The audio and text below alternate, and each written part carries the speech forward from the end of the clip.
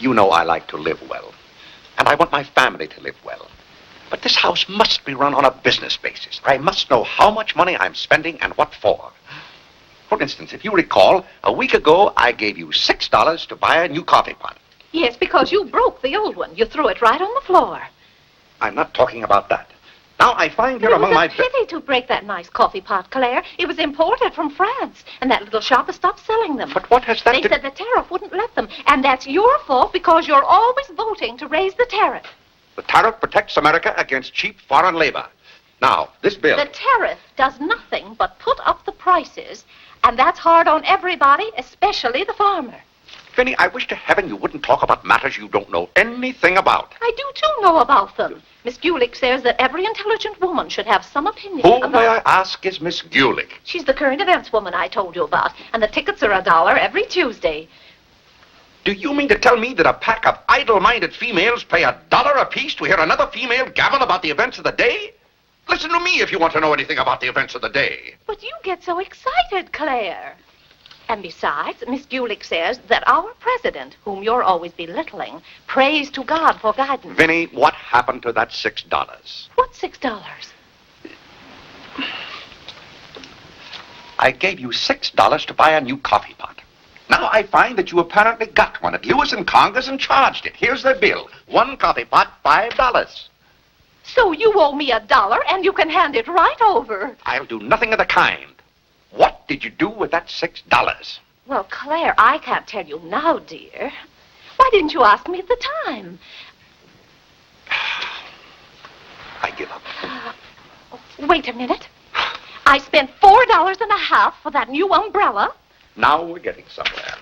One umbrella, $4.50. And that must have been the week I paid Mrs. Tobin for 2 extra days washing. Mrs. Tobin. That's $2 more.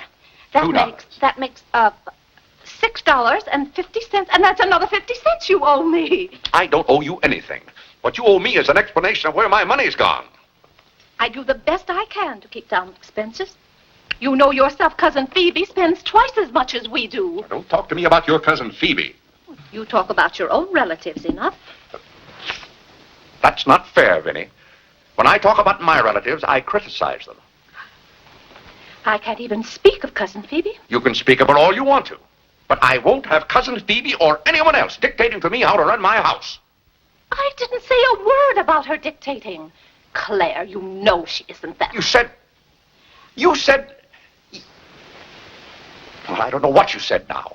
You never stick to the point.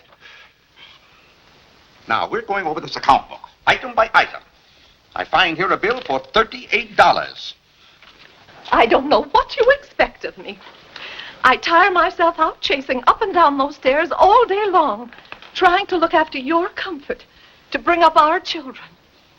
I do the mending and the marketing. Now you want me to be an expert bookkeeper, too.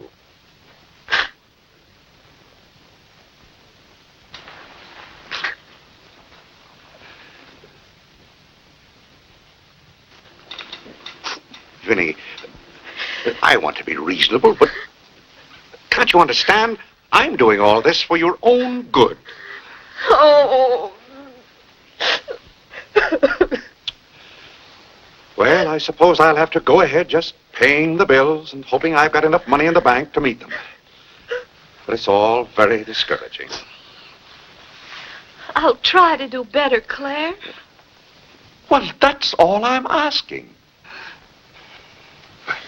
Well, I'll make out the checks and sign them. But, maybe I haven't any right to sign those checks since in the sight of the Lord I haven't any name. That's right. Claire, to make those checks good, you'll have to be baptized right away. Vinnie, the bank doesn't care whether I've been baptized or not. Well, I care. And no matter what Dr. Lloyd said, I'm not sure we're really married. Vinnie, we have 4 children. If we're not married now, we never will be. Claire, Dr. Lloyd said this morning. Well, that's all, Vinnie. Hadn't you better go tell Whitney to watch for the cab? Not before you give me that $1.50. What $1.50? The $1.50 you owe me. I don't owe you any $1.50.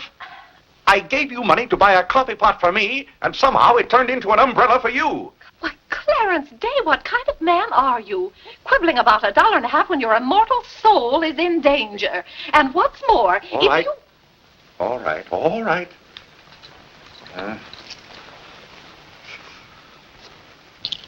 Thank you, Claire. Now the accounts are all straight again.